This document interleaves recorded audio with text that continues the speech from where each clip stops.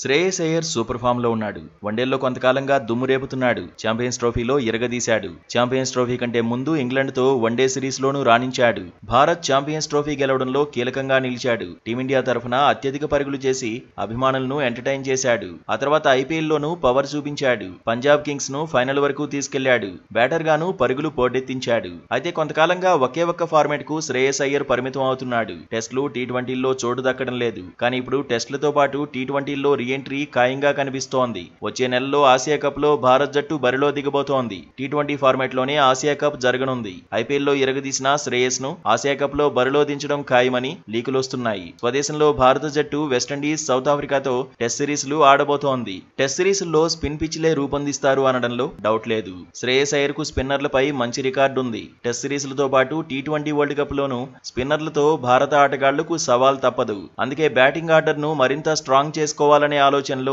సెలెక్టర్లు ఉన్నట్లు చర్చ జరుగుతోంది. 3 ఫార్మాట్లలోనూ శ్రేయస్ అయ్యర్ తో మిడిల్ ఆర్డర్ బలపడుతుందని మాజీలు సైతం అంటున్నారు. అన్ని ఫార్మాట్లలోనూ శ్రేయస్ ను తీసుకుంటే యంగ్ క్రికెటర్ ఇక అన్స్టాపబుల్ అని ఫ్యాన్స్ మురిసిపోతున్నారు. టీ20ల్లో తీవ్రమైన పోటీ ఉన్నప్పటికీ టెస్టుల్లో అయ్యర్ కు రూట్ క్లియర్ అయినట్టే కనిపిస్తోంది. ఇంగ్లాండ్ తో సిరీస్ లో కరుణ్ నాయర్ ను 4 మ్యాచ్ల్లో ఆడించినా పెద్దగా ఇంపాక్ట్ చూపించలేదు. మంచి ఆరంభాలను పెద్ద స్కోర్లుగా మలచలేకపోయాడు. దీంతో కరుణ్ నాయర్ కు మరో అవకాశం దొరకడం కష్టమేననే అంచనాలు ఉన్నాయి. దేశవాళీల్లో నిరూపించుకుంటే గానీ మళ్లీ భారత జట్టులోకి రాలేని పరిస్థితి ఉందంటున్నారు ఎక్స్పర్ట్స్. అయితే ఫిట్నెస్ సమస్యలతో దులీప్ ట్రోఫీకి కరుణ్ నాయర్ దూరంగా ఉంటున్నాడు. ఏజ్ కూడా సీనియర్ ఆటగాడికి అనుకూలంగా లేదు. దీంతో వెస్టిండీస్, సౌత్ ఆఫ్రికాతో సిరీస్ల్లో 5వ స్థానంలో లేదంటే 6వ స్థానంలో శ్రేయస్ అయ్యర్ ను ఆడించే అవకాశాలు ఉన్నాయి. గత ఐపీఎల్ సీజన్ లో 175 స్ట్రైక్ రేట్ తో శ్రేయస్ పరుగులు చేశాడు.